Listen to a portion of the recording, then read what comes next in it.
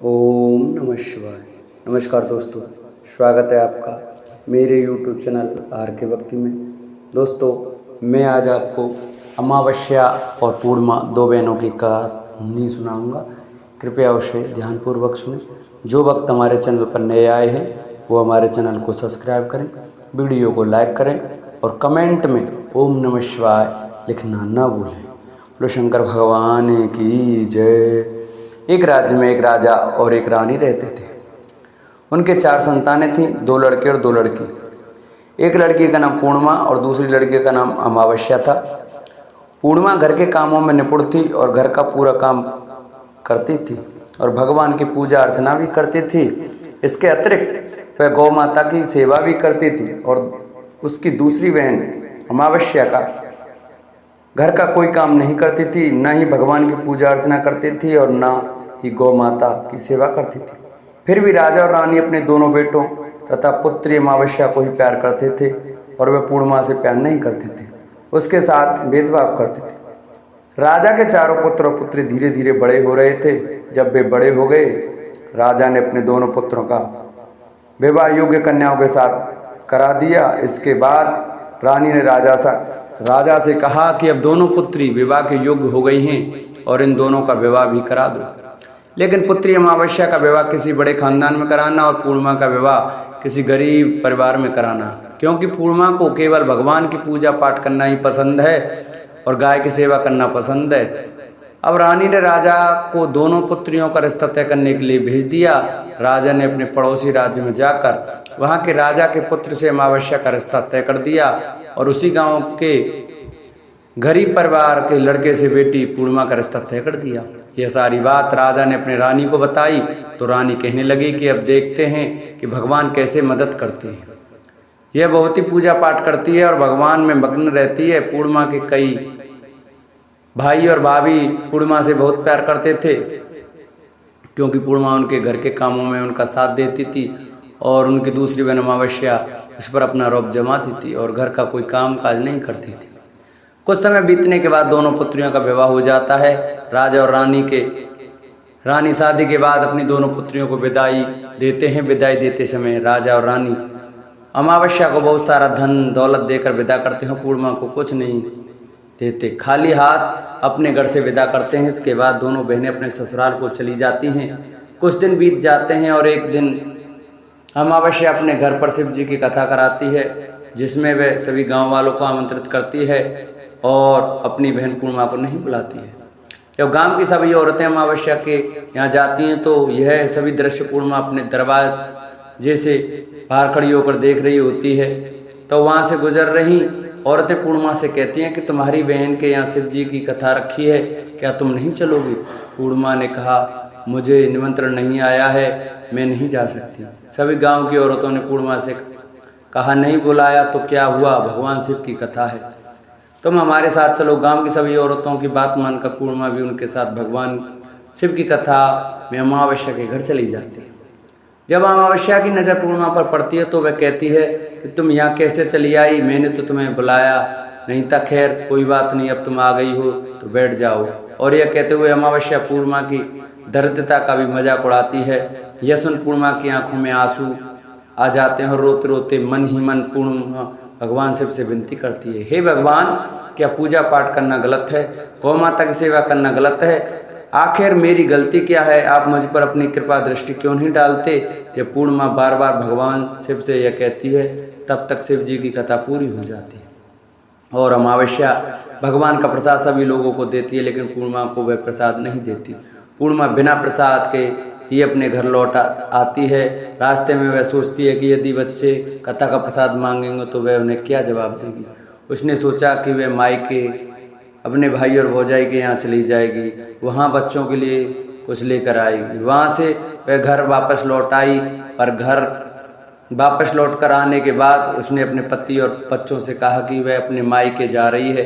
पति ने कहा ठीक है। कुछ समय बाद पूर्णिमा अपने मायके के लिए चल देती है। रास्ते में एक चबूतरा पड़ता है जिस पर तुलसी का पौधा लगा है।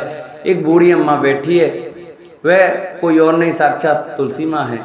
उस बूढ़ी माता ने पूर्णिमा से कहा, बिटिया तुम कौन और कहाँ जा रही हो? पूर्णिमा अपना परिचय देती है। परिचय देने के बाद बूढ़ी औरत ने पूर्णिमा से कहा कि यहाँ तुलसी का पौधा सूख रहा है, इसमें थोड़ा सा पानी डाल दो और इस चबूतरे की सफाई कर दो, तो जिससे मुझे थोड़ी ठंडक मिलेगी। पूर्णिमा ने कहा कि ठीक है माँ, मैं तुलसी में पानी डाल देती हूँ और यहाँ की साफ़ सफाई करती हूँ। पूर्णिमा ने साफ़ सफाई करने के बाद बूढ़ी अम्मा को भी नहला दिया और बूढ़ी अम्मा की भी सेवा की, उनके पैर दबाकर। और बूढ़ी अम्मा से कहा कि मैं माँ जी आपकी और क्या सेवा करूँ, और कोई काम हो तो बता दो, मैं कर दूंगी। बूढ़ी अम्मा ने कहा नहीं, अब तुम जाओ और वापस आते समय मुझसे मिलते हुए जाना। पूर्णिमा ने बूढ़ी अम्मा से कहा ठीक है माँ जी, मैं जाती हूँ। आगे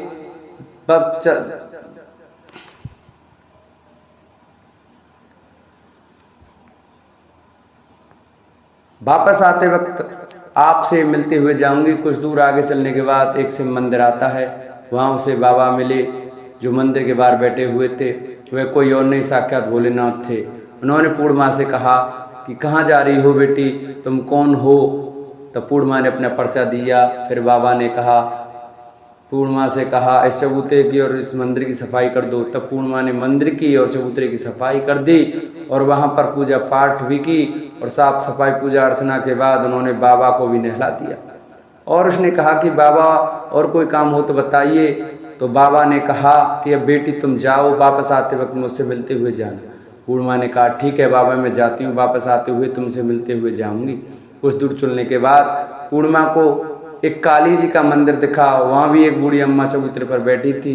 उस बूढ़ी औरत ने भी पूर्णिमा से कहा कि बेटी तुम कौन हो, कहाँ जा रही हो? तब पूर्णिमा ने उस बूढ़ी औरत को भी अपना परिचय दिया। बूढ़ी औरत ने पूर्णिमा से कहा कि यहाँ पर सभी पूजा पाठ करने के लिए आते हैं, लेकिन मंदिर की सफाई कोई नहीं करने आता, इसलिए तुम मंदिर की और चबूतरे की सफाई कर दो। पूर्णिमा ने कहा ठीक है माँ जी, और पूर्णिमा मंदिर की और चबूतरे की सफाई कर देती है और पूजा पाठ भी करती है और माता जी का श्रृंगार करती है और वह बूढ़ी अम्मा को भी नहला देती है और बूढ़ी अम्मा के पैर दबाती है और कहती है कि सभी काम हो गया माँ जी, और कोई काम हो तो बताइए। बूढ़ी अम्मा कहती है नहीं बेटी तुम जाओ, लेकिन वापस आते वक्त मुझसे मिलते हुए जाना। पूर्णिमा कहती है ठीक है, और वह आगे चलती है। चलते चलते एक नदी आती है, वहाँ पर भी एक बूढ़ी अम्मा बैठी रहती है और कहती है कि बेटी तुम कौन हो, कहाँ जा रही हो? उसे भी पूर्णिमा अपना परिचय देती है। बूढ़ी औरत पूर्णिमा से कहती है कि नदी पर स्नान करने के लिए यहाँ सब आते हैं, लेकिन यहाँ की साफ सफाई कोई नहीं करता, इसलिए तुम इस किनारे पर सफाई कर दो। पूर्णिमा कहती है ठीक है माँ जी, और वहाँ की साफ सफाई कर देती है और वह बूढ़ी अम्मा के पैर दबाती है और कहती है माँ जी और कोई काम हो तो बताइए। बूढ़ी औरत कहती है कि कुछ नहीं बेटी तुम जाओ, लेकिन वापस आते वक्त मुझसे मिलते हुए जाना। और वह नाव से नदी के किनारे तक पहुँच जाती है और वह अपने मायके में पहुँचती है और वहाँ पर पूर्णिमा के भाई और भाभी उसे देखकर बहुत खुश हो जाते हैं और वे पूर्णिमा की बहुत खातिरदारी करते हैं और उससे बहुत सारी बातें करते हैं और कहते हैं कि बच्चों को भी साथ लेकर आती तो बहुत अच्छा होता।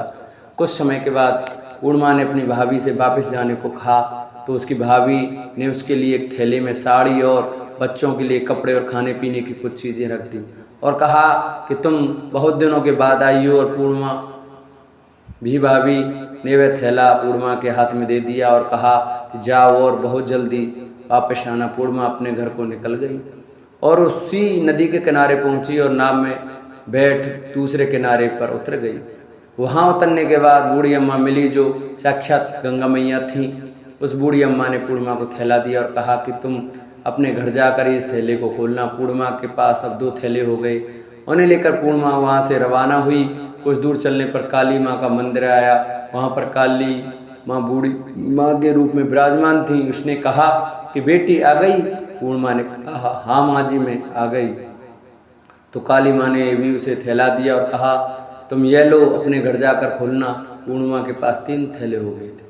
पूर्णिमा को आगे कुछ दूर जाने पर शिव जी का मंदिर आया जहाँ बाबा के रूप में शिव जी स्वयं विराजमान थे। बाबा ने कहा कि पूर्णिमा तुम वापस आ गई? पूर्णिमा ने कहा हाँ बाबा मैं वापस आ गई। बाबा ने भी पूर्णिमा को थैला दिया और कहा कि यह थैला तुम घर जाकर ही खोलना। पूर्णिमा ने कहा ठीक है। अब पूर्णिमा के पास 4 थैले हो गए थे। पूर्णिमा ने सोचा 4 थैले को अब कैसे ले जाया जाए। उन्होंने एक पुरानी साड़ी निकाली और उन सभी थैलों को एक गठरी बना लिया और सर पर रख कर वहाँ से निकल गई। कुछ दूर जाने के बाद उन्हें तुलसी माता बूढ़ी औरत के रूप में मिलती हैं और कहती हैं, पूर्णिमा तुम आ गई। हाँ माँ जी मैं आ गई। वह बूढ़ी औरत भी उसे एक थैला देती है और कहती है कि यह थैला तू अपने घर जा कर ही खोलना। पूर्णिमा कहती है ठीक है माँ जी। अब पूर्णिमा के पास 5 थैले हो गए। पूर्णिमा वहाँ से रवाना हुई तो वापस अपने घर पहुँच गई। पूर्णिमा ने थैलों को नीचे रखा और सबसे पहले अपने मायके का थैला खोलकर देखने लगी। उसमें बच्चों के लिए अच्छे अच्छे कपड़े और खाने पीने की चीज़ें थीं और उसमें कुछ गहने भी रखे थे। पूर्णिमा ने अपने बच्चों को कपड़े दे दिए और खाने पीने की भी चीज़ें बच्चों को दे दी। यह सब लेकर वह बहुत खुश थे। अब पूर्णिमा ने दूसरा थैला खोला जो गंगा मैया ने दिया था। उसमें ढेर सारे हीरे जवाहरात सोना चांदी आदि थे। इसके बाद अब पूर्णिमा ने तीसरा थैला खोला जो उसे काली माँ ने दिया था। उसमें बहुत सारा सोना श्रृंगार का सामान भरा हुआ था। इसके बाद पूर्णिमा ने चौथा थैला खोला जो उसे भगवान शिव ने दिया था। उसमें बहुत सारा धन संपत्ति भरा हुआ था और बहुत सारी खुशियाँ भरी हुई थी। इसके बाद अब पूर्णिमा ने 5वां थैला खोला जो उसे तुलसी माँ ने दिया था। उसमें चावल दाल और 7 प्रकार की खाने की चीज़ों से भरा हुआ था। अब पूर्णिमा के घर में किसी भी चीज़ की कमी न थी। उसका घर धन धान्य से भरा हुआ था और अंततः पूर्णिमा और उसके परिवार में के सुख में जीवन व्यतीत करने लगा। अब पूर्णिमा के मन में विचार आया कि क्यों ना शिव जी की कथा कराई जाए और शिव जी की कथा में एक कार्यक्रम रखा जाए। पूर्णिमा ने गांव के सभी लोगों को आमंत्रित किया और घर घर जाकर सभी लोगों को बुलाया। पूर्णिमा अपनी बहन अमावस्या के घर भी गई और अमावस्या को भी शिव जी की कथा के लिए अपने घर पर बुलाया। जब अमावस्या पूर्णिमा के घर शिव जी की कथा में आई तो उसने देखा कि पूर्णिमा के घर में किसी भी चीज़ की कोई कमी नहीं है। इतना सारा धन दौलत यह देखकर उसने कहा कि अमावस्या को देखकर घर में इतना धन और दौलत कहाँ से आई। पूर्णिमा ने कहा कि देखो तब शिव जी की कथा में मुझे नहीं बुलाया था, फिर भी मैं चली आई और तुमने मुझे प्रसाद तक नहीं दिया था और मेरी गरीबी का मजाक भी उड़ाया था। उसके बाद मैं अपने घर आई और घर आते हुए मन ही मन सोचती रही कि मेरे मायके जाऊंगी और अपने मायके चली गई और जो कुछ घटना इस बीच हुई वह सभी घटना अपनी बहन अमावस्या को बता दी। तो अमावस्या कहती है कि तुमने भी मुझे प्रसाद मत दो और मुझे डांट लो, लेकिन पूर्णिमा ने कहा कि यह तो भगवान का प्रसाद है, मैं तो सबको दूंगी। फिर भी अमावस्या ने प्रसाद नहीं लिया, वह सीधे अपने घर चली गई। घर जाकर अपने बच्चों से कहा कि मैं अपने मायके जा रही हूँ। वह अपने मायके जाने के लिए तैयार हो गई। मायके के लिए निकल कर उसे रास्ते में चलते चलते तुलसी माता जी मिली जो चबूतरे पर बूढ़ी अम्मा के रूप में बैठी थी। बूढ़ी अम्मा ने अमावस्या से कहा कि बेटी तुम कौन हो, कहाँ जा रही हो। अमावस्या ने अपना परिचय दिया। बूढ़ी अम्मा ने कहा कि बेटी यह तुलसी का पौधा सूख रहा है, इसमें थोड़ा सा पानी डाल दो और इस चबूतरे की सफाई कर दो। इस पर अमावस्या ने कहा कि बुढ़िया तुझको दिखाई नहीं दे रहा कि मैंने इतनी महंगी साड़ी पहन रखी है, यह गंदी हो जाएगी। वहाँ से आगे चली जाने पर उसे भगवान शिव को पाया जिसे उसने ऐसा ही कहा। उसके बाद आगे जाने पर उसने काली माँ मिली जिससे भी उसने यही सारी बातें कहीं। आगे जाने पर उसे गंगा मैया मिली, उसने यही सब कहा और आगे चली गई। उसके बाद अमावस्या जब नाव में बैठी तो उसे नाव में फूलों की जगह कांटे थे, उसके पैरों में चुभ रहे थे। किनारे पर उतरकर वहाँ उसकी मायके चली गई। जब वहाँ उसे उसकी भाभियों और भाइयों ने देखा तो मन ही मन कहने लगे, काम की न काज की, ढाई अनाज की। अब आ गई हो तो ठीक है, पूर्णिमा तो हमारे कामों में हाथ दिखा बटा लिया करती थी, यह कोई काम करेगी तो नहीं। अब उसने खाना बनाया और खा पी कर सभी सो गए। अमावस्या की सुबह और अपनी भाभियों से कहा कि मैं अपनी ससुराल जा रही हूँ। उन्होंने कहा ठीक है जाओ। अमावस्या बोली, पूर्णिमा को तो तुमने एक थैला दिया था और मुझे कुछ नहीं दोगी क्या। भाई और भाभी ने कहा तुम घर जाओ, थैले घर पहुँचेंगे। फिर अमावस्या वहाँ से निकल गई और नदी के किनारे पहुँची। माँ गंगा मैया बूढ़ी औरत का रूप धारण करके बैठी हुई थी। बूढ़ी माँ ने कहा आई बेटी, तो उसने कहा हाँ मैं आ गई। पूर्णिमा को तो थैला दिया था, मुझे नहीं दोगी क्या। बूढ़ी अम्मा ने कहा तुम घर जाओ, थैले तुम्हारे घर पहुंच जाएंगे। इसके बाद आगे जाने पर उसे काली मैया मिली जिसने भी अमावस्या को यही कहा। इसके बाद आगे जाने पर शिव भगवान मिले, उन्होंने भी अमावस्या को यही कहा। इसके बाद उसे तुलसी माँ मिली, उन्होंने भी अमावस्या से यही कहा तुम घर जाओ, थैले तुम्हारे घर पहुंच जाएंगे। अमावस्या अपने घर पहुंच गई तो वहाँ पर 5 थैले पड़े हुए थे। अमावस्या ने मन ही मन सोचा अब तो मेरे पास बहुत सारे धन दौलत आ जाएगी, जल्दी जल्दी मैं सभी थैले को खोला। किसी में मिट्टी तो किसी में पत्थर, किसी में कंकर, किसी में कोयले। उसके मायके से कुछ नहीं मिला था, इन थैलों में कुछ भी नहीं था। अमावस्या दौड़ती हुई पूर्णिमा के घर गई और कहा कि तब इतना सब कुछ मिला, मुझे तो कुछ नहीं मिला, आखिर क्यों?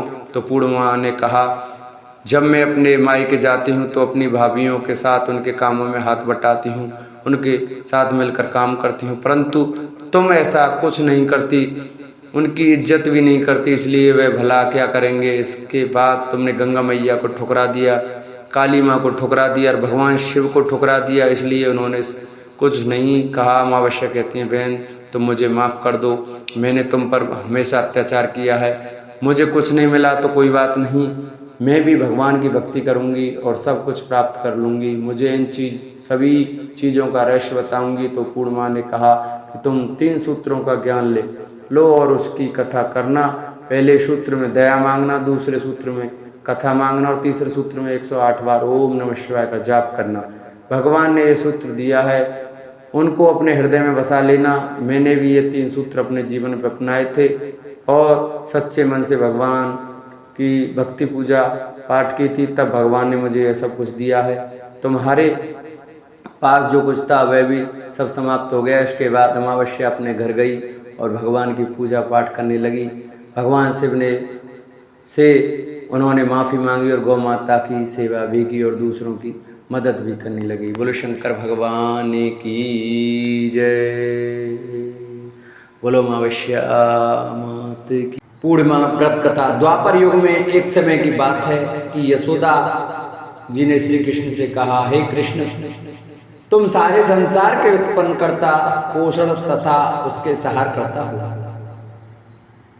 आज कोई ऐसा व्रत मुझसे कहो जिसके करने से मृत्यु लोक में स्त्रियों को विधवा होने का भय न रहे तथा यह व्रत सभी मनुष्यों की मनोकामना पूर्ण करने वाला हो।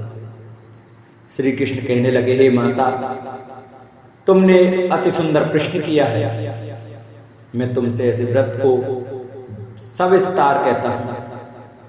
सौभाग्य की प्राप्ति के लिए स्त्रियों को द्वादश अर्थात 32 पूर्णिमाओं का व्रत करना चाहिए। इस व्रत को करने से स्त्रियों को सौभाग्य संपत्ति मिलती है। यह व्रत अचल सौभाग्य को देने वाला और भगवान शंकर के प्रति मनुष्य मात्र की भक्ति को बढ़ाने वाला है। यशोदा जी कहने लगी, हे कृष्ण सर्वप्रथम इस व्रत को मृत्यु लोक में किसने किया था, इसके विषय विस्तार पूर्वक मुझसे कहो। श्री कृष्ण जी कहने लगे कि इस भूमंडल पर एक अत्यंत प्रसिद्ध राजा चंद्रहास से पालित अनेक प्रकार के रत्नों से परिपूर्ण कात्का नाम की एक नगरी थी। वहां धनेश्वर नाम का एक ब्राह्मण था और इसकी स्त्री अति सुशील रूपवती थी। दोनों ही उस नगरी में बड़े प्रेम से साथ साथ रहते थे। घर में धन दान आदि की कोई कमी नहीं थी। उनको एक बड़ा दुख था, उनके कोई संतान नहीं थी, जिस वजह से वे बहुत दुखी रहते थे। एक दिन एक बड़ा तपस्वी योगी उस नगरी में आया। वह योगी बाकी सभी घरों से भिक्षा मांगकर भोजन किया करता था, लेकिन उस ब्राह्मण के घर से भिक्षा नहीं मांगा करता था। एक दिन योगी गंगा किनारे भिक्षा मांगकर प्रेम पूर्वक खा रहा था कि धनेश्वर ने योगी को यह सब करते देख लिया। सब कार्य किसी प्रकार से देख लिया। अपनी भिक्षा अनादर से दुखी होकर धनेश्वर योगी से बोले, और सभी घरों से भिक्षा लेते हैं परंतु मेरे घर की भिक्षा कभी नहीं लेते, इसका कारण क्या है? योगी कहने लगा कि आपके धर्म हमें इस बात की आज्ञा नहीं देता है, क्योंकि अभी आप गृहस्थ जीवन में एक सुख से वंचित हैं। आपके घर संतान होने पर मैं आपके घर से भी भिक्षा स्वीकार कर लूंगा। उन्होंने कहा कि जिसे संतान नहीं है उसके घर से भिक्षा लेने से मेरे भी पतित हो जाने का भय है। धनेश्वर यह बात सुनकर बहुत दुखी हुआ और हाथ जोड़कर योगी के पैरों में गिर पड़ा तथा दुखी मन से कहने लगा कि आप मुझे संतान प्राप्ति के उपाय बताइए। आप सर्वज्ञ हैं, मुझ पर अवश्य कृपा कीजिए। धन की मेरे घर में कोई कमी नहीं है, लेकिन मैं संतान न होने के कारण अत्यंत दुखी हूँ। आप मेरे इस दुख का हरण कीजिए। यह सुनकर योगी कहने लगे, तुम चंडी की आराधना करो। घर पहुंचकर उन्होंने यह सारी बात अपनी पत्नी को बताई और खुद वन में चला गया। वन में पहुंचकर उसने चंडी की आराधना की और उपवास किया। चंडी ने 16 दिन उसको सपने में दर्शन दिए और कहा कि हे धनेश्वर, जा तेरे पुत्र होगा, लेकिन उसकी आयु सिर्फ 16 वर्ष की होगी। 16 वर्ष की आयु में ही उसकी मृत्यु हो जाएगी। अगर तुम दोनों स्त्री और पुरुष 32 पूर्णिमाओं को व्रत करोगे तो यह दीर्घायु हो जाएगा। जितनी तुम्हारा सामर्थ्य हो उतने आचे के दिए जलाओ, शिव जी का पूजन करो, लेकिन पूर्णमासी 32 ही होनी चाहिए। सुबह होती ही तुम्हें इस स्थान के आसपास एक आम का पेड़ दिखाई देगा। उस पर चढ़कर एक फल तोड़कर अपने घर चले जाना। अपनी स्त्री का इस बारे में बताना।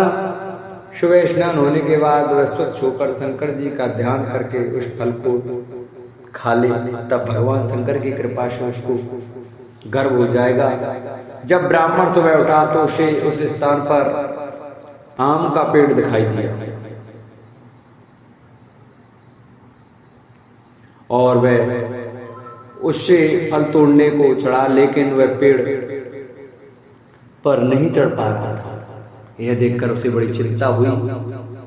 उसने भगवान गणेश की उपासना की और कहा, हे दयानिधि, अपने भक्तों के विघ्नों का नाश करने वाले, उनके मंगल कार्यों को करने वाले, दुष्ट का नाश करने वाले, रिद्धि सिद्धि देने वाले, आप मुझे इतना बल दें कि मैं अपनी मनोकामना पूरी कर सकूं। इसके बाद वह पेड़ से फल तोड़कर अपनी पत्नी के पास ले गया। उसकी पत्नी ने अपने पति के कहे अनुसार इस फल को खा लिया और वह गर्भवती हो गई। देवी की कृपा से उसे बहुत सुंदर पुत्र पैदा हुआ। उसका नाम उन्होंने देवीदास रखा। माता पिता के हर्ष और शोक के साथ वह बालक बढ़ने लगा। भगवान की कृपा से बालक बहुत ही सुंदर था, सुशील और पढ़ाई लिखाई में भी बहुत ही निपुण था। दुर्गा जी के कथानुसार उसकी माता से 32 पूर्णमासी का व्रत रखा। जैसे ही 16वां वर्ष लगा, दोनों पति पत्नी बहुत दुखी हुई। कहीं उनके पुत्र की मृत्यु ना हो जाए। उन्होंने सोचा कि अगर उनके सामने ये सब हुआ तो वे कैसे देख पाएंगे। तभी उन्होंने देवीदास के मामा को बुलाया और 1 वर्ष के लिए देवीदास को काशी में पढ़ने के लिए भेज दिया। 1 वर्ष के बाद उसे वापस लेकर आ जाना। देवीदास अपने माता के साथ मामा के साथ एक घोड़े पर सवार होकर चल दिया।